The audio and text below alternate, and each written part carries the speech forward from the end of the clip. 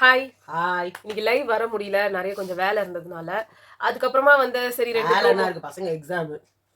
அதான் எக்ஸாம்ஸ் இருக்கு பசங்களுக்குன்றப்போ எங்களால அதுல ஸ்பெஷல் கிளாஸ் கான்சென்ட்ரேட் எடுக்க பண்ணிட்டு வேண்டியதா இருந்தோம். இருந்துச்சு. ஸோ அதனால இந்த வர முடியல. இதுல இன்னும் மெயினா வந்து இன்னொரு வந்து சரி வந்துடலாம் அப்படின்னு பார்க்கும்போது கூட ப்ரோமோ வரவே இல்ல. ரொம்ப லேட்டா தான் ப்ரோமோ வந்துச்சு. நாங்க எப்பயுமே வர்ற டைமிங்க்கு அந்த ப்ரோமோ கரெக்டா வரும்ன்ற மாதிரி. அப்போ 4வது ப்ரோமோ தான் வரும். 3வது ப்ரோமோவே லேட்டா தான் போட்டிருக்காங்க.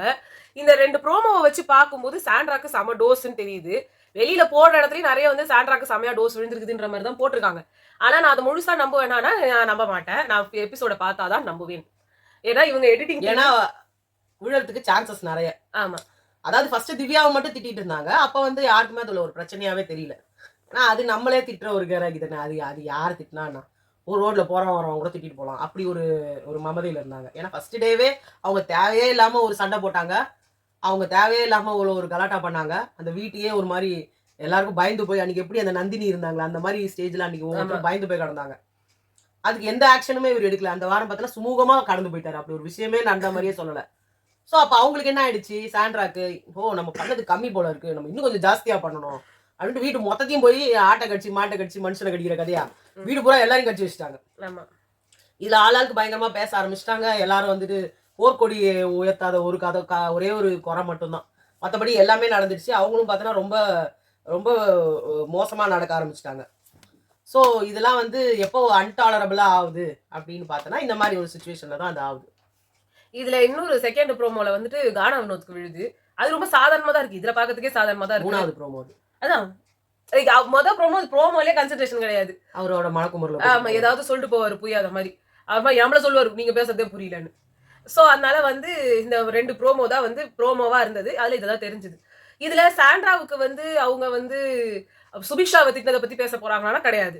கனிய வந்து அவங்க அந்த பாட்டை வந்து சொன்னதுதான் வந்து சொல்ல போறாங்க. தவிர்த்து கனி கிழவின்னு சொன்னதை பத்தி அவங்க கேட்க போறது கிடையாது.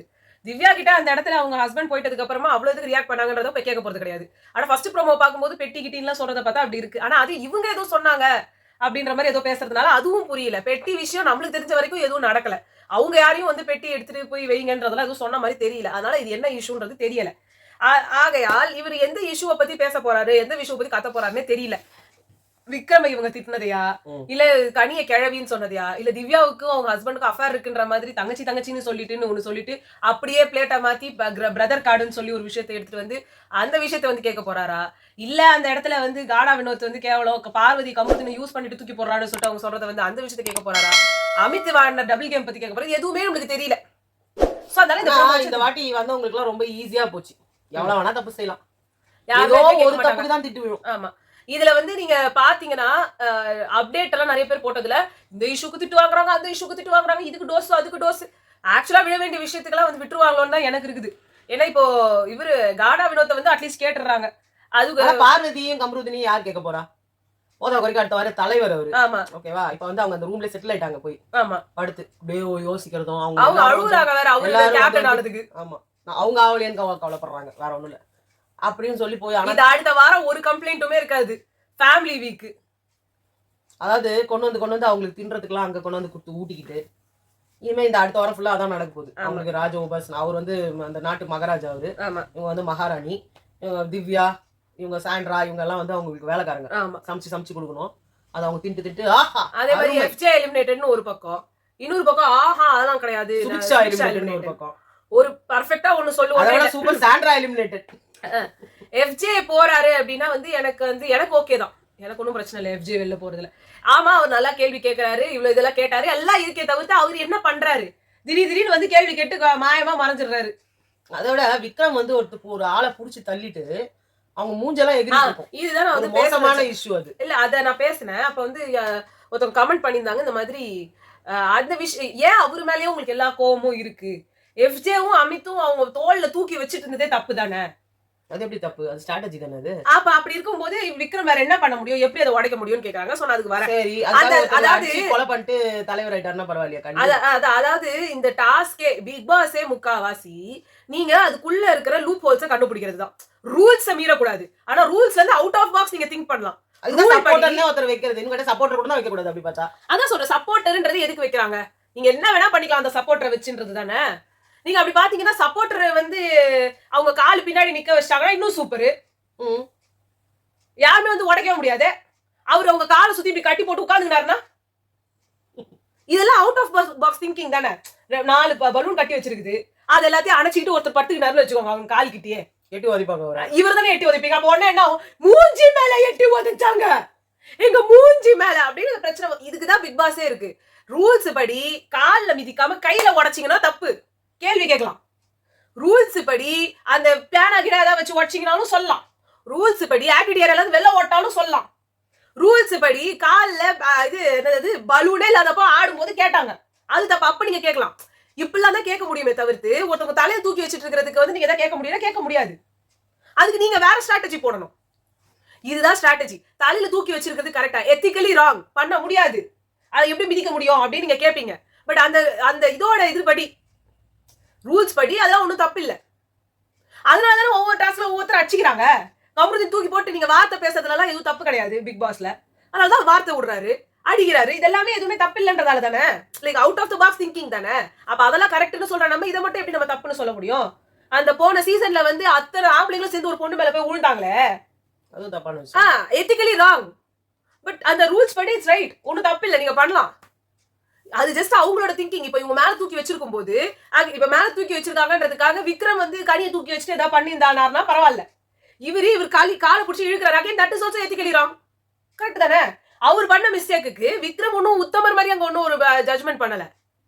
அவங்க மேல தூக்கி வச்சதுக்கு ஏன் அங்க ஒண்ணுமே இல்ல, கண்ணுல அடிபட்டுச்சு பார்வதிக்கு, அதுவும் அவுட் ஆஃப் பாக்ஸ் திங்கிங் தான். அந்த அந்த அந்த இடத்துல நீங்க காலால் அடிக்கலாம், கையால் அடிக்கலாம், என்ன வேணா பண்ணிக்கலாம். அதுதான் சபரி பண்ணாரு. It's not in rules, but அது நீங்க பண்ணலாம், அது அவர் பண்ணாரு. அப்ப இதே விக்ரம் என்ன சொன்னாங்க? கழுத்துல அடி, கதையை முடி. அவங்க வந்தாங்க, அவங்க கால் உள்ள வச்சாங்க, அது தப்பு. ரூல்ஸ் பேச வந்தவர் தானே விக்ரம். அப்ப நீங்க எப்படி சொல்ல முடியும்? விக்ரம் தப்பா தான் இருந்தாரு. எல்லா டாஸ்க் வரும்போதும் அது ஒரு பிசிக்கல் டாஸ்க்னா அவர் ஒரு ரஃபான ஹேண்டில் பண்ற பர்சன் தான்.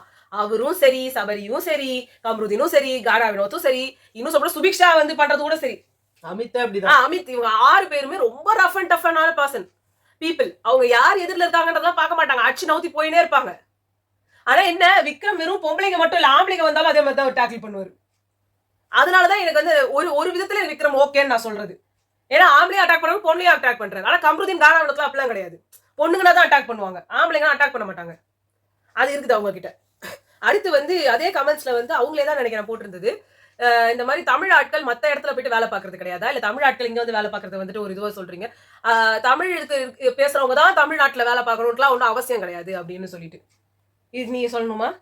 தமிழ்நாட்டுல வந்துட்டு தமிழ் பேசுறவங்க தான் வேலை பார்க்கணுமா அப்படின்னு கேட்டா, அஃப்கோர்ஸ் தமிழ்நாட்டுல வேலை பார்க்கறவங்கன்னா தமிழ் தெரிஞ்சிருக்கணும். அவங்க தமிழர்களா தான் தமிழ் தெரிஞ்சிருக்கணும்னு யாரும் இங்க சொல்லவே வரல. திவ்யான்றவங்க தமிழும் தெரிஞ்சிருக்கு, அதே மாதிரி அதே சமயத்தில் தமிழராகவும் இருக்காங்க. அப்ப அவங்கள நீங்க ஒதுக்கிறது தப்பு இல்ல. தமிழ் தெரிஞ்சதுனாலே ஒருத்தவங்களை நாங்க அக்செப்ட் பண்ணிக்கிறோம். அப்ப தமிழ்நாட்டுல பிறந்தவங்களுக்கும் அந்த ஒரு ரைட்ஸ் இருக்குல்ல, எனக்கு கொடுக்காம இன்னொருத்தவங்களுக்கு கொடுக்குறாங்கன்னு. இப்ப நம்ம பழைய நாங்க இதுக்கு முன்னாடி கூட ஒரு இதுல கூட சொல்லியிருக்கோம், ஒரு பாரதி ராஜாவா இருந்தாலும் சரி, ஒரு வந்து மாரி செல்வன், வெற்றிமாறன், இவங்க எல்லாம் பார்த்தோன்னா அவங்களுக்கு பார்த்தோன்னா ஃபுல்லா தமிழ்னு பேசுறவங்க. இவங்க எல்லாம் தமிழுக்காக இருக்கணும், தமிழ் தான் உயர்ந்தது, தமிழர்கள்லாம் ஒன்னா சேர்ந்து கூடணும், தமிழ் டைரக்டர்ஸ் எல்லாம் ஒத்துமையா இருக்கணும் அப்படின்னு சொல்லிட்டு தமிழுக்காக பேசப்படுற இவங்க யாருமே ஆனா தமிழ் ஹீரோயின்ஸை போடுறது கிடையாது. நாங்க சொல்றது தமிழ் அப்படின்னு சொல்றது தமிழ் பேச, படிக்க, தமிழ் நல்லா எழுத, படிக்க, பேச தெரிந்தவங்கள நாங்க தமிழர்னு சொல்றோம். இன்னும் சொல்ல போனா நீங்க ஒரு ஆத்தென்டிக் ரோல் எடுக்கிறீங்க அப்படின்னா ஆத்தென்டிக்காவே இங்க இருக்கிற பீப்புளாவே எடுங்களேன். அதுல என்ன தப்பு இருக்கு? இப்போ கருப்பா ஒருத்தவங்க ஒரு கேரக்டர் பண்ணணும் அப்படின்னு இப்ப ரொம்ப பெரிய ஒரு விஷயம் ஆச்சு. ஆமா, இப்ப மாரி செல்வராஜ்ன்றவர் என்ன பண்ணாரு, கருப்பா இருக்கணும் அந்த ஹீரோயின் அப்படிங்கிறதுக்காக மலையாள ஃபீல்டுல இருந்து ஒருத்தவங்களை கூட்டிட்டு வந்து அவங்களுக்கு முகத்துல வந்து கருப்பு சாயத்தை பூசி அவங்களை நடிக்க வைக்கிறாங்க. நான் என்ன சொல்றேன், மலையாள ஃபீல்ட்லயே கூட நீங்க தமிழ் தெரிஞ்ச ஒரு ஆளை அந்த முகத்தெல்லாம் பூசாம ஒரு கருப்பு பொண்ணா எடுத்து கொடுத்தா உங்களுக்கு என்ன குறைஞ்சிட போகுது? இந்த ஊர்ல கருப்பா இருக்கவங்க இல்லையா, நடிக்க தெரியணும் அப்படின்ட்டு நடிக்க தெரியணும்னு சொல்றதுக்கு இவர் யார் முதல்ல? நான் எனக்கு ஒன்றும் புரியல. இப்போ இங்க ஒரு கேப்ரியலான்னு ஒருத்தவங்க இருந்தாங்க, உங்களுக்கு எல்லாம் தெரிஞ்சிருக்கும், சுந்தரிங்கிற சீரியல்ல அவங்க வந்து ஒரு மெயின் ரோல்ல. இதுக்கு முன்னாடி கடிதாசக்காரின்னு அவங்க வந்து எழுதுவாங்க லெட்டர், அப்பல இருந்தே வந்து அவங்க சின்ன சின்ன ரோல்ல நடிச்சிருந்தாங்க. நயன்தாராக்கு கூட அவங்க வந்து அந்த நயன்தாராவோட அந்த படத்துல வந்துட்டு அவங்களும் ஒரு முக்கியமான ரோல்ல நடிச்சிருந்தாங்க. அப்பதான் கொஞ்சம் ஓரளவு தெரியப்பட்டாங்க. அதுக்கப்புறம் அவங்களோட அந்த லெட்டர்ஸ்லாம் ரொம்ப ஃபேமஸ். அவங்க வந்து ஒருத்தவங்களுக்கு சொல்ற மெசேஜை வந்து அந்த கடிதம் மூலியமா சொல்லுவாங்க. ஸோ அது நிறைய வந்து பாலிடிக்ஸ்லாம் அதுல இருக்கும், நிறைய விஷயங்கள் அதுல இருக்கும். அதுல அவங்க சொல்றதுல ஏதோ ஒரு கருத்து இருக்கும். அப்புறம் அவங்கள மெயின் ரோல்ல எனக்கு காசு பண்ணதே இல்லை, பிகாஸ் ஆஃப் மை என்னோட ஃபேஸ், என்னோட கலர், ரேசிசம் நிறைய இருக்கு அப்படின்னு சொன்னப்போ அதுக்காகவே அவங்க ஃபேமஸ் ஆகி லாஸ்டா அந்த சீரியல்ல அவங்க தான் மெயின் ரோலே பண்ணாங்க. அது ரொம்ப நல்லா போச்சு அந்த சீரியலும். ஸோ கலர்னாலயோ ஒருத்தவங்க வந்து இப்படி இருக்கிறதுனால அப்படி இருக்கிறதுனால அந்த சீரியல் ஒன்றும் குறைஞ்சு போறது கிடையாது. மெயினா அவங்களுக்கு என்ன இருக்கணும், ஆக்டிங் திறமை இருக்கணும். நாங்க சொல்றது எப்படின்னா ஆக்டிங் திறமை இருக்காது, ஓகேங்களா, மொழியும் தெரியாது, இந்த ஊரை சேர்ந்தவங்களும் அவங்க அத கிடையாது. ரொம்ப அழகா திவ்யா சொன்னாங்க. இங்க தமிழ் எழுத படிக்க தெரிஞ்சு ரெடிமேடா நாங்கலாம் இருக்கோம். நீங்க என்ன மாதிரிலாம் கலர் ஸ்டாச்சஸ்ல கேக்குறீங்களோ அந்த மாதிரிலாம் ஆட்கள்லாம் என் ஃப்ரெண்ட்ஸ்லயே அத்தனை பேர் இருக்காங்க. ஆனா இந்த டைரக்டர்ஸ் எல்லாரையுமே ஒரு பொண்ணு கூட்டு வருவாங்க. அந்த பொண்ணுக்கு மொழியும் தெரியாது, ஒண்ணும் தெரியாது. பேக்ல உட்காந்துக்கிட்டு இந்த ABCD உட்காந்து ஆனா ஆவன் நான் சொல்லி கொடுத்து சொல்லி கொடுத்துட்டு இருப்பாங்க. அதுக்கு ஒரு ஃபீல் கூட சொல்லி பேச தெரியாது. இன்னைக்கு இருக்கிற சன் டிவி, விஜய் டிவில இருக்கிற நிறைய சீரியல்ஸ்ல இருக்கிற நடிக்கிற ஹீரோஸ் அண்ட் ஹீரோயின்ஸ் வர நான் வெறும் ஹீரோயின்ஸோட நான் நிறுத்தல. ஹீரோஸ் அண்ட் ஹீரோயின் சைடு கேரக்டர்ல இருந்து இருக்கிற எல்லாருக்குமே எல்லாருக்கும் சொல்ல முடியும் நிறைய பேரு சுத்தமா தமிழ் தெரியல. இப்போ சிறகடிக்க ஆசைன்னு ஒரு சீரியல், அதுல வந்து நம்ம வசந்த், வெற்றி வசந்த் அவரு முத்து கேரக்டர்ல நடிக்கிறார். அச்சர சுத்தமா தமிழ் பேசுறாரு. ஆளும் பெரிய உங்களுக்கு வந்து ஒரே பெரிய ஆண் அழகரோ அதெல்லாம் கிடையாது. அவர் கருப்பான கலர் தான். அது அவரு பெருமையாவே சொல்லிக்கிறாரு. ஒரு ஆண்களை நீங்க பெண் கருப்பா இருக்கிறவங்களா இருந்தாலும் ஏத்துக்கிறீங்க, ஒரு உங்களுக்கு கொஞ்சம் கலர் கம்மியா இருந்தாலும் இல்ல ஒரு இது அவங்க கிட்ட ஆக்டிங் திறமை மட்டும் இருந்தா போதும்னு நினைக்கிறீங்க. பட் ஒரு பெண்கள் கிட்ட அப்படி இல்ல. இவங்க அழகா இருக்கணும், ஃபர்ஸ்ட் வெள்ளையா இருக்கணும், ஓகேவா. இதுல மெயின் விஷயம் நல்லா தமிழ் பேசக்கூடிய தமிழ் இது இருக்கிறவங்க கூட வந்து வெள்ளையா இருக்காங்க. இப்போ எக்ஸாம்பிள் திவ்யா இருக்காங்க. திவ்யா வந்து அவங்க தமிழ் பொண்ணாவும் இருக்காங்க. அதே சமயத்துல இப்போ நீங்க தமிழர்களே எதிர்பார்க்க முடியாத கலர்ல இருக்காங்க. நடிக்கிற டேலண்ட் இருக்கு, ஒரு டான்ஸ் டேலண்ட் இருக்கு. ஆனா இவங்கள மாதிரி ஆளுங்களை ஏன் சான்ஸ் இல்லாம கிடக்குறாங்க? இப்போ தமிழ்னு நாங்க இங்க சொல்லும்போது இதே ஊர்ல இதே சென்னையில தெலுங்கா இருக்கும் அவங்க தாய்மொழி, கன்னடமா இருக்கும், இல்ல வேற ஏதாவது ஒரு துளுவா இருக்கலாம், இல்ல இது மலையாளமா இருக்கலாம். ஆனா அவங்க அச்சர சுத்தமா தமிழும் பேசுவாங்க, தமிழ்ல எழுத படிக்க பேச எல்லாம் தெரியும். அப்படிப்பட்ட ஆட்களா எடுத்து போடுங்க. உங்களுக்கு தமிழ் ஆட்கள் அப்படின்னு வேணும்னா ஹிந்திக்கார பொண்ணுங்க, அதுவும் சுத்தமா ஹிந்தி மட்டுமே தெரியும், என்னால வந்து பேச முடியாது, இங்கிலீஷ்ல உட்காந்து பேன்றவங்க எல்லாம் எதுக்கு போடுறீங்க? நான் இன்னுமே சொல்றேனே, பிரீத்தி நினைக்கிறேன் அவங்க பேரு, பிரீத்தி தானே அவங்க பேரு, இங்க அந்த இது அயோத்தி படத்துல நடிச்சாங்களே, ஆமா, அவ்வளவு அழகா தமிழ் பேசுறாங்க. அவங்களை இங்க போடும்போது கூட அவங்களுக்கு தெரியுதோ இல்லையோ அவங்க கத்துக்கிறாங்கல்ல, அந்த இனிஷியேட் கூட நிறைய பேர் பண்றது கிடையாது. நம்ம அந்த வெள்ளத்தோல பார்த்து உட்கார்ந்துட்டு அந்த ஆக்ட்ரஸ் தமன்னா அண்ட் ஆக்ட்ரஸ் அந்த அவங்க பேர் என்ன, ஹன்சிகா மோத்வானி, இவங்க ரெண்டு பேரையும் எடுத்துக்கிறேன். தமன்னாவை எடுத்துக்கிட்டா அவங்களும் இதே வெளியே ஒரு மாநிலத்துல இருந்து வந்தவங்க. ஹன்சிகா மோத்வானியும் அப்படிதான் வந்தவங்க. ஆனா தமன்னா கிட்ட நாளுக்கு நாள் ஒரு இம்ப்ரோவைசேஷன் தெரியுது. அவங்க வந்தாங்கனாலே ஒரு என்ன சொல்றது, ஒரு ஏதோ ஒன்று கத்துக்க முயல்றாங்க. அன்னைக்கு ஒரு நாள் நான் பாக்குறேன், ஊடகத்துறை பத்திரிகையாளர், ஊடகத்துறை அன்பர்களுக்கெல்லாம் நான் என்னோட வணக்கத்தை சொல்லிக்கிறேன். அவர்கள் இல்லைன்னா நாங்கெல்லாம் கிடையாது, நாம 4 தூணுன்னு சொல்லுவோம், அதுல 4வது தூணா நிக்கிறதே அவங்கதான் அப்படின்னாங்க. எனக்கு அப்படியே ஆச்சரியமா இருந்தது. பிகாஸ் அவங்களால அவங்க தன்னோட நான் வந்து வெறும் நடிக்கிறதுக்கு மட்டும் வரல, நான் வரும் இதுக்கு சும்மா வந்துட்டு போற ஒரு பீஸ் மாதிரி வரல, நான் எந்த ஊர்ல இருக்கேனோ அந்த ஊரோட மண்ணோட எல்லாத்தையும் தெரிஞ்சுக்கிட்டு நான் நடிக்கிறேன், எல்லா கலாச்சாரத்தையும் தெரிஞ்சுக்கிறேன், அவங்க மொழியை நான் தெரிஞ்சுக்கிறேன், அந்த மொழியில எனக்கு கொடுத்தா அது உள்வாங்கி என்னால் நடிக்க முடியும். திரும்பி நீங்க ஒரு டாக்டர்ஸை கூட சொல்லும் போது சொல்லுவாங்க, அதான் நீங்க டாக்டர்ஸ்லாம் வெளிய ஊர்ல இருக்கிற டாக்டர்ஸ்லாம் இங்க கொண்டு வராதீங்க. ஏன் தெரியாதுன்னா, அப்ப ஒரு டிபேட் ஷோவே நடந்தது. வேறு மாநிலத்துல இருந்து இங்க வந்து தமிழை கத்துக்கிட்டு இருந்தவங்க தமிழ்நாட்டிலே உட்காந்துட்டு நான் அவங்களே தமிழ்னு சொல்ல மாட்டேன், தமிழர்களா பிறந்து தமிழர்களா இருந்தே தமிழை படிச்சிருக்க மாட்டாங்க. அவங்க நீங்க தமிழ்னு சொல்லி ஒரு பிரயோஜனமும் கிடையாது. ஏன்னா அவங்களுக்கு தமிழ் தெரியாது. இங்கிலீஷ் மீடியம் போயிட்டாலே அவங்க வந்து அவங்களோட தேர்ட் லாங்குவேஜ் என்னவா இருக்கும்னா ஹிந்தி. அவங்க ஹிந்தி இல்லனா சான்ஸ்கிரிட், அதுலதான் மார்க் வாங்க முடியும். நான் சும்மா கூட தமிழ் படிக்க மாட்டேன். தமிழையே வந்து தேர்ட் லாங்குவேஜ் ஆக்கிக்கிறாங்க. செகண்ட் லாங்குவேஜ்ல ஹிந்தியை போடுறாங்க. தேர்ட் லாங்குவேஜ் தமிழா படிச்சிட்டு இருப்பாங்க. இது sorry, third language Tamil, sorry மாத்தி சொல்லிட்டேன். Second language Hindi or Sanskrit வச்சுக்கிட்டு தேர்ட் லாங்குவேஜ் தமிழா போட்டுப்பாங்க. இல்ல தமிழே படிக்காம கூட ஹிந்தி சான்ஸ்கிரிட்னு படிச்சுட்டு கூட போறாங்க. அந்த ஆக்சுவலா பாத்தீங்கன்னா அவங்க பிறப்பால் தமிழர்களா வாழ்ந்தவங்க, அம்மா அப்பாவுக்கு பிறந்தவங்க தான். ஆனா இதுக்கு ஒரு டிபேட் ஷோ நடந்தது. வெளி மாநிலத்துல இருந்து வந்து ஒருத்தவங்க அவங்க சொல்றாங்க, அதுதான் ஒரு டாக்டர் சொன்னாங்க, நானும் டாக்டர் தான். ஒருத்தவங்க வருவாங்க, வலிக்குதுன்னுவாங்க, நோவுதுன்னுவாங்க, குத்துதுன்னுவாங்க, உடையுதுன்னுவாங்க, துடிக்குதுன்னுவாங்க, படபடான்னு வருதுன்னுவாங்க. சோ ஒரு விஷயத்துக்குமே ஒரு வார்த்தைக்கு டிஃபரன்ஸ் இருக்கு. இல்ல அதுக்கு உண்டான அந்த வலி எப்படி இருக்கும்ன்றதே நம்ம இத்தனையா பிரிக்கிறோம் பாருங்க. குத்துதுன்னா இப்ப நான் கூட என் டாக்டர் இப்ப இவ வந்து வலிக்குது அப்படின்னு பொதுவா சொல்லுவோம். வலிக்குதுன்னா எப்படி வலிக்குது, உனக்கு குத்துற மாதிரி சென்சேஷனா இருந்தா, இல்ல வந்து உனக்கு அப்படி கொடையிற மாதிரி சென்சேஷனா இருக்கா, இல்ல பெசையற மாதிரி இருக்கா, இல்ல வந்து வலிச்சுக்கிட்டே இருக்கா, வலின்றது நிரந்தரமா இருக்கிறது, புரியுதுங்களா. குத்துது அப்படின்னு சொன்னா அப்பப்போ அப்படி குத்திட்டு போயிடும். மறுபடியும் கொஞ்ச நேரம் பொறுத்து பார்த்தா மறுபடியும் ஏதோ ஒரு பின்ன வச்சு குத்திட்டு போற மாதிரி இருக்கும். இதுக்கு பேர் வந்து குத்துது. அதான் கேட்பாங்க சில பேர், குத்துதோ கொடையுதோ இப்படி சொல்லிட்டு இருக்காது அப்படின்னு சொல்லுவாங்க. கொடையுதுன்னா உங்களுக்கு பாம்பு கடியோ இல்ல ஒரு தேல் கடியோ ஏதோ ஒரு ஜந்து வந்து உங்களை கடிச்சதுன்னா அதுக்கு பேர் கொடையுது. கொடையுதுன்னா என்ன, வலி ஊடுருவிக்கிட்டு போயிட்டே இருக்கிறது. ஒரு இடத்துல இருக்காது. நமக்கு வலி வந்து லைட் ஷார்ப்பா தெரியும். அப்புறம் கொஞ்சம் டீப்பா தெரியும். அதுக்கப்புறம் டீப்பா தெரியும். அந்த அந்த பெயின் நமக்கு தெரியும். ஒரு மாரி பெசையற மாரி இருக்கும் அந்த இடத்துல. நம்மளால வந்து ஓகே என்னால டாலரேட் பண்ண முடியாது. இது ஏதோ என்ன பண்ணுது அப்படிங்கிற ரேஞ்சில இருக்கும். இதெல்லாம் தான் நம்ம சொல்றது. நோவுது, நோவுது அப்படின்னு சொன்னா என்ன அர்த்தம்? அந்த இடத்துல வந்து வலி இருக்கு. ஆனா என்னால டாலரேட் பண்ணிக்க கூடியது. அப்படிலாம் ஒவ்வொரு கேட்டகரைஸ் பண்றது தான் நம்மளோட இதுல இருக்குன்றப்போ தமிழ் உங்களுக்கு தெரியணும் எல்லாத்துலயுமே. இப்போ ஒண்ணுமே இல்ல, நம்ம நம்ம இங்க இருந்து போறோம், ஒரு கடைக்கு போறோம், நார்த் இந்தியன்ஸ் கூட்டு வந்து வச்சிருக்காங்க. என்னால ஒரு விஷயத்தை என்ன வேணும்ன்றது தெளிவா கேட்க முடியல. அவங்களுக்கு நான் எல்லாத்தையுமே இங்கிலீஷ்ல தான் பேஸ் பண்ணி பேச வேண்டியதா இருக்கு. ஆனா அவங்களுக்கு அவங்களுக்கு எத்தனை இங்கிலீஷும் இங்கிலீஷ் தெரியல. தெரியுது? ஆமா. அப்ப நான் என்ன பண்ணுவேன்? என் நாட்டுல தான் வராங்க, என் ஊர்ல தான் இருக்காங்க. இதுல நிறைய ஹிந்திக்காரங்க சூப்பரா தமிழ் பேசுறவங்க இருக்காங்க, அழகா கத்துப்பாங்க. நேத்து கூட நம்ம பேசுவோம் ஆ, யார்கிட்டயும். அவர் கரெக்ட். அவரு அழகா வந்து 1/2 கிலோ 1/4 கிலோ இது இப்படி அது அப்படி கரெக்டா சொல்லுவாங்க. ஆனா நம்மளுக்கு நம்ம அவங்களை தப்பா நினைச்சிட்டு இருப்போம். ஆனா இதுல நிறைய பேரு நீங்க கே நம்மள வள்ளு வள்ளு இருக்காங்க. தமிழ்காரங்க போயிட்டு வேற இடத்துல ஊர்ல போயிட்டு ஒண்ணும் போறாங்களா அப்பெல்லாம் எடுத்துக்கிறாங்களேன்னா அவங்க அந்த ஊருக்குள்ள போறதுக்கு முன்னாடியே தமிழர்களுக்கு ஒரு ஒரு நல்ல புத்தி இருக்குங்க. ஒரு ஊருக்குள்ள போறாங்கன்னா அந்த போறதுக்கு ஒரு 6 மாசத்துக்கு முன்னாடியே அது ப்ரிப்பரேஷன் பண்ணுவாங்க. இப்ப எப்படி ஜெர்மனுக்கோ இல்ல வந்து வெளிநாட்டுல போய் படிக்கிறதுக்கோ அந்த ஊர் லாங்குவேஜ்க்கு நம்ம என்ன பண்றோம், ஒரு இனிஷியேட்டிவ் எடுத்து அந்த லாங்குவேஜை கத்துக்கிட்டு அதுக்குன்னு ஒரு டிப்ளமோ டிகிரி வாங்கிட்டு போற மாதிரி. இங்க இருக்கிற இந்த சீரியல்ஸ்ல, சன் டிவி சீரியல்ஸ்ல, விஜய் டிவில இருக்கிற சீரியல்ஸ்ல இருக்கிறவங்க எல்லாரும் அதி வந்துது போச்சு பண்ணுது டபு டபு இது அவங்க ஊருக்கு நீங்க தேவைப்படுற ஒரு ஆர்டிஸ்ட். அவங்க என்ன அவங்க கேரக்டர்ல வந்து பின்னாடி வாய்ஸ் கொடுக்குறவங்க அவ்வளவு பயங்கரமா கொடுத்துருக்காங்க. இவங்க பண்ற ரியாக்ஷனுக்கும் அதுக்கும் சுத்தமா சம்பந்தமே இருக்காது. ஒண்ணுமே இல்ல. இப்ப சிறகடிக்க ஆசையில இருக்கிற ஹீரோயின் வந்து கோமதி பிரியா. அவங்களுக்கு அந்த குரல் இல்லாம அவங்க குரலை போட்டீங்கன்னா கூட செமையா இருக்கும். ஏன்னா அவங்களுக்கு அது தெரியுது. அவங்க தெலுங்கு ஃபீல்டுக்கு போறாங்க. அங்கேயும் லாங்குவேஜ் கத்துக்கிட்டு தான் வந்து அந்த இத குக்கு ஜாதி ரத்னாலும் ஒன்று. நீ வந்து அந்த லாங்குவேஜ் கத்துக்கலன்னா அந்த ஊர்ல ஏத்துக்க மாட்டாங்க. ஆனா நம்ம ஊர்ல அப்படி கிடையாது. டப்பிங் வச்சு சரி பண்ணிடுறாங்க. இப்போ இங்க ஸ்ரீதேவியை சொல்லுவீங்க நீங்க. இவங்கலாம் அங்க போய் சைன் பண்ணலையா? ஸ்ரீதேவி, ஹேமமாலினி எல்லாரும் கத்துக்கிட்டாங்க அந்த லாங்குவேஜ். அங்க போறதுக்கு முன்னாடி இங்கேயே அவங்க இதெல்லாம் லாங்குவேஜ் ப்ரிப்பேர் பண்ணிட்டு தான் அங்க போறாங்க. நீங்க அதெல்லாம் ப்ரிப்பேர் பண்ணலன்னா அந்த ஊர்ல சேர்க்கவே மாட்டாங்க. இதுக்கு தான் நட்ராஜ் சொன்னாரு. கேமராமேன் நட்ராஜ் அவர் வந்து உங்களுக்கு நிறைய தெரிஞ்சுக்கும். அந்த மிளகா படத்துல எல்லாம் வந்து அவர் வந்து ஹீரோ வச்சிருக்காரு. சதுரங்க வேட்டையிலாம் அவர் அதான் சொல்லுவாரு.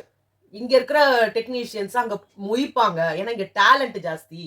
அதனால இங்க இருக்கிறவங்கள தான் அங்க வந்து இப்ப என்னோட கால் ஷீட்டுக்காக வெயிட் பண்ணி என்னை வந்து கேமராமேனா போடுவாங்க. எனக்கு அங்க கேமராமேனா ஆகாம நான் ஃப்ரீயா கொஞ்ச நாள் நான் ஒரு ஆஃப் மாதிரி எடுத்துக்கிட்டு தான் நான் இங்க வந்து நடிக்கிறேன். ஏன்னா எனக்கு நம்ம ஊர்ல ஒரு கனெக்டிவிட்டி இருக்கணும்.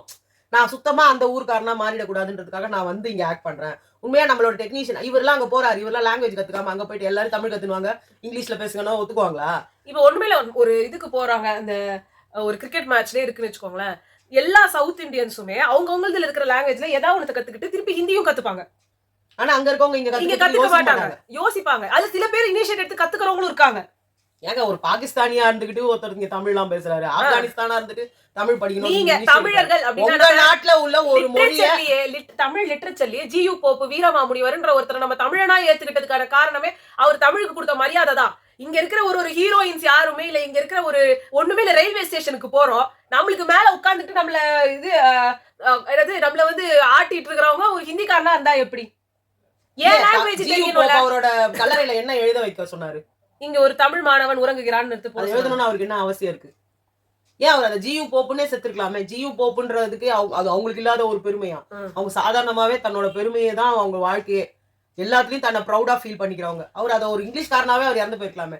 ஏன் தன்னோட பேரை வீரமாமுனிவர்னு அவர் மாத்திக்கணும்? மாத்திக்கிட்டு தமிழ்ல ஏன் அவ்வளவு ஒரு ரட்சண்ய இதெல்லாம் இயேசுநாதரை பத்தி எவ்வளவு எழுதினாங்க. நாங்க பேசுற நிறைய தமிழ்ல நீங்க இருக்கிற தமிழர்களாலேயே புரிஞ்சுக்க முடியுமான்னு தெரியல. அந்த நிலைமையில தான் தமிழ் ஆளுங்களே இருக்காங்க. அப்ப நம்ம இவங்களை போய் தமிழ்னு சொல்லி ஒரு பிரயோஜனம் இல்ல. இங்க இருந்து இப்போ இதே இதுல கூட எனக்கு வந்து இவங்க எல்லாம் வந்து இதே திவ்யா வந்து அந்த ழா ச அதெல்லாம் பேசாதது நமக்கு எல்லாம் ஒரு மாதிரி உறுத்தலாதான் இருக்குது. அது உங்களுக்கு வர வைக்கணும், வரக்கூடாது, வர வைக்கணும். பார்வதியில சாதாரணமா அடிச்சுட்டு போயிடுவாங்க. தமிழுக்கு அதான் அழகு, நாங்கெல்லாம் மதுரை. ஒரு திவாகர் கூட இல்ல பாரு தமிழுக்கு அதுதான் அழகு பாரு அப்படின்னு. எனக்கு என்னன்னா மதுரையிலேயே மதுரையில இருக்கவங்க எல்லாருக்கும் ழா வராதுன்னு சும்மா அப்படியே போட்டு 19 போயிடக்கூடாது. எத்தனையோ பேர் அந்த இனிஷியேட் எடுத்து ழா சொல்றவங்க எல்லாம் இருக்காங்க. சங்கம் வச்சு தமிழ் வளர்த்ததே அங்கதானே. 3வது சங்கம் இருந்த இடம் தானே அது.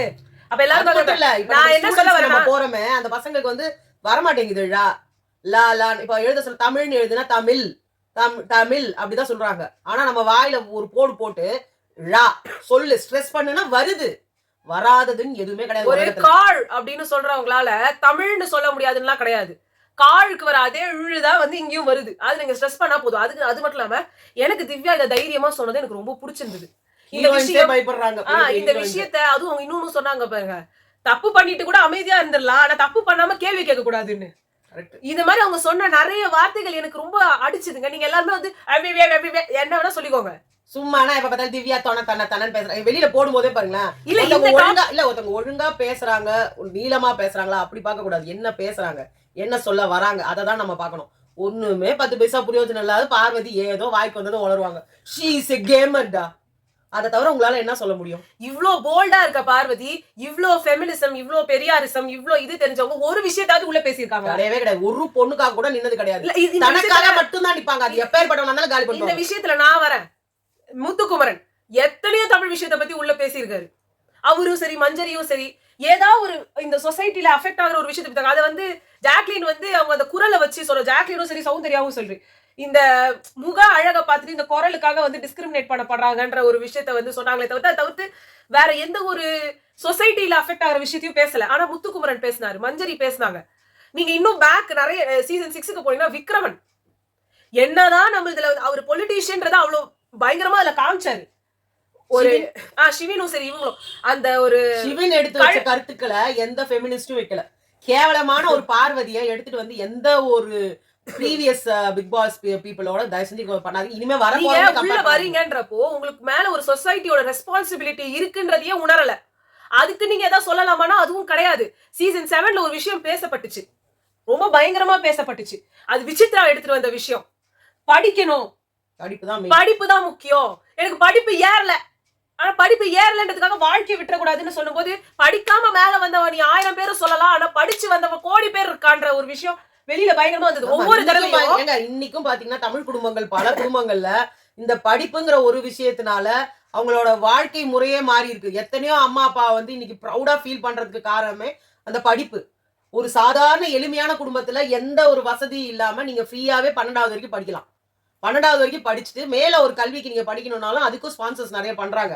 அப்படிங்கிற விஷயங்கள்லாம் வெளியில தெரிய வச்சு இது மூலியமா பயனடைஞ்சவங்க. ஏன் இன்னைக்கு இருக்கிற பெரிய பெரிய டாக்டர்ஸ் நம்மளுது எவ்வளவு ஃபேமஸான டாக்டர்ஸ் இவங்க எல்லாம் கம்பேர் பண்ணீங்கன்னா அவங்க எல்லாம் வந்த குடும்பம் வந்து ரொம்ப ஏழ்மைனா நம்ம நினைச்சு கூட பார்க்க முடியாது. சாப்பாட்டுக்கே வழி இல்லாத ஃபேமிலி அவங்க. அந்த மாதிரி ஒவ்வொரு பிக் பாஸ்லயுமே ஒரு சொசைட்டிக்கான கருத்துக்கள் எடுக்கப்படும், அது பேசப்படும், அது வெளியில ஒரு டிபேட்டாக மாறும்.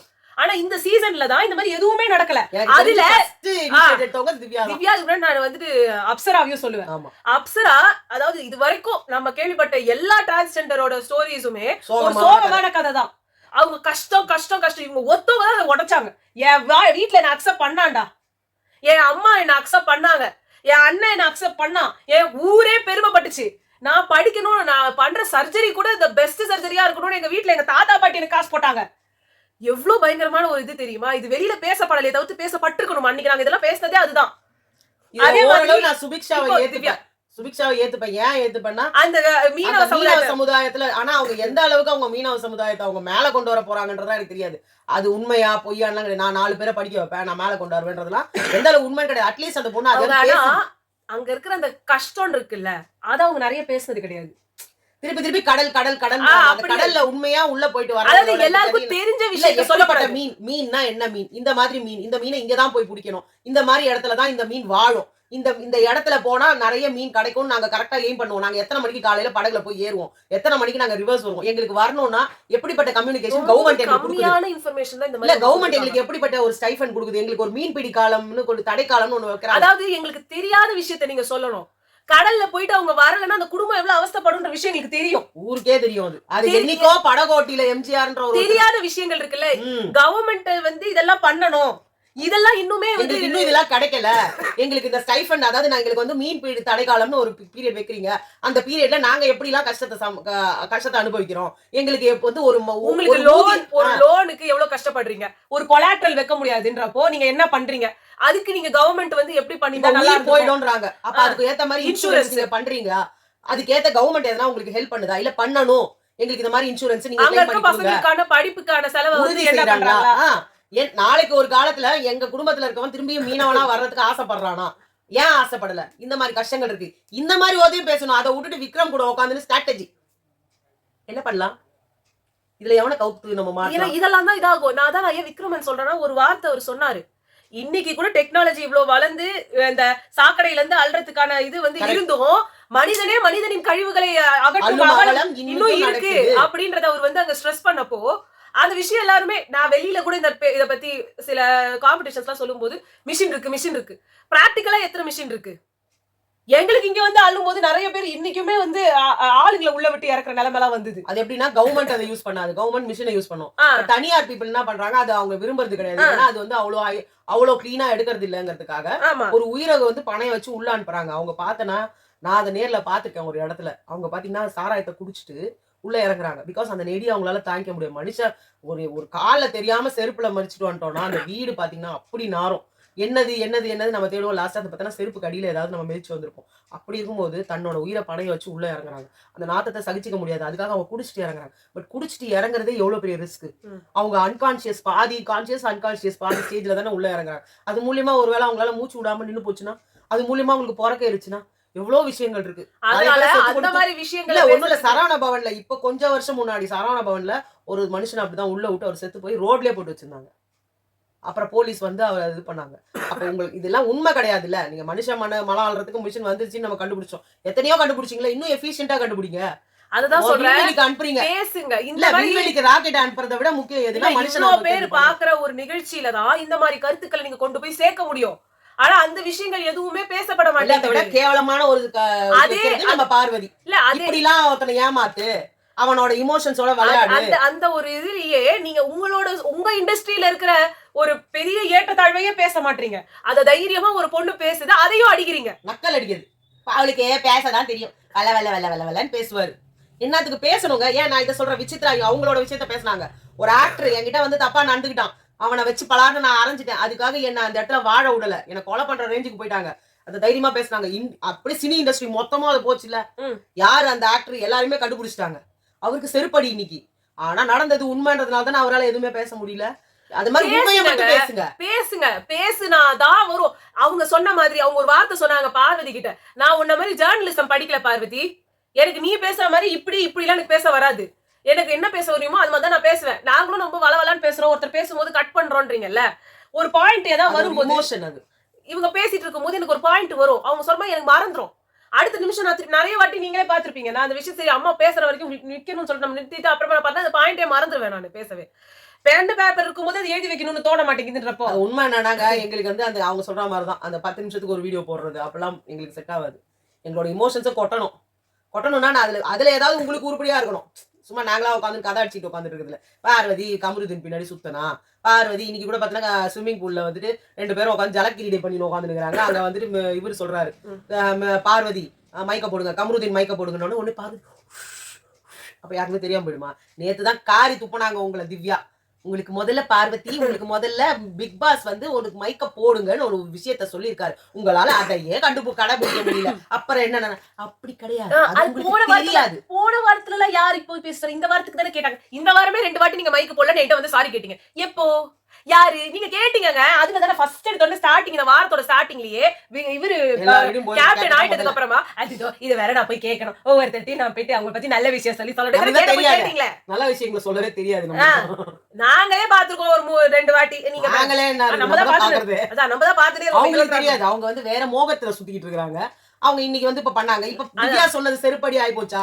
இனிமேவாவது ஃபாலோ பண்ண பழகுங்க பாருங்க. அது வந்து முக்கியமான ஒரு விதிமீறல். நீங்க வந்து பைக் போடாம இருக்குது. இது வந்து உண்மை என்னன்னா பிக் பாஸுக்கே இந்த அறிவு கிடையாது.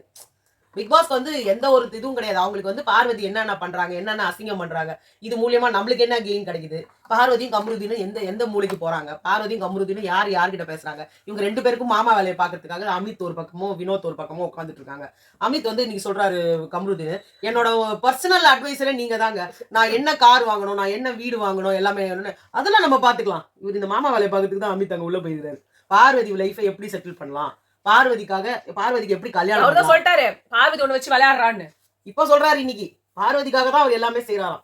பார்வதிக்காக நாங்க எல்லாம் செய்வேன், நான் வந்து உனக்காக எல்லாமே நிப்பேன் அப்படின்னு. எனக்கு இத ஒரு விஷயம் இந்த ப்ரோமோல இந்த வினோத் வந்து சொல்றாரு. இதுல என்ன சொல்றாரு, சுத்தமா இருக்கிற இடத்த நான் எப்படி சார் பெருக்க சொல்றது, அவங்களுக்கு பார்வதியை கண்டா பிடிக்குன்னு அன்னைக்கு அதான் சொன்னாரு. பார்வதியை கண்டா உங்களுக்கு அப்புறமா நான் போய் கால்ல கண்டு 10 வாட்டி கேட்டா அப்ப கூட அவங்க செய்யலன்னா உங்களுக்கு ஒரு வாட்டி வேலை வாங்குறதுக்கு உங்களுக்கு திறமை இல்ல. இப்ப என்ன சுத்தமா இருந்ததுன்னா அப்புறம் ஏன் போய் கெஞ்சினீங்க? ஆமா, ஏன் கெஞ்சின? அதான் நான் கேக்குறேன். அது என்ன முன்னுக்கு பின் முரணா? உங்களால வேலையே வாங்க முடியல, அதுதான் உண்மை. ஏன் பார்வதியை மட்டும் கேட்டீங்க, சாண்ட்ராட்ட ஏன் கேட்கல? சாண்ட்ரா கேக்குறதுக்கு பயம், பார்வதி கேக்குறதுக்கு அப்புறம் என்ன பயம். தலை? அது எப்படின்னா, போய் விக்ரம கேளுங்க. ஏன்னா தலைக்கு போயிட்ட நீ. ஒரு ஃப்ரெண்டோட ஒய்ஃப கேட்கறதுக்கு விஜய் சேதுபதிக்கு இவ்வளவு நாள் ஆச்சு. அவர் ஃப்ரெண்டோட ஒய்ஃப் ஆக போறவங்க, அவங்கள கேட்கறதுக்கு அவருக்கு இன்னும் 1 மாசம் வேணாம். அசண்டை கேட்டுருவாரா? அவங்க தலைவர் ஆகுறவங்க எதுக்கு ஆகுறாங்கன்னு நினைக்கிறேன். பார்வதிக்கும் கமருதீனுக்கும் அட்வைஸ் பண்றதுக்கும் ஒரு அவங்களோட வாரம் வந்து நாமினேஷன் ஃப்ரீ வாங்குறதுக்கும். ஆமா, வேற ஒண்ணும் கிடையாது. ஓகே, உங்களை நாங்க நைட் வீடியோல சந்திக்கிறோம். பாய்.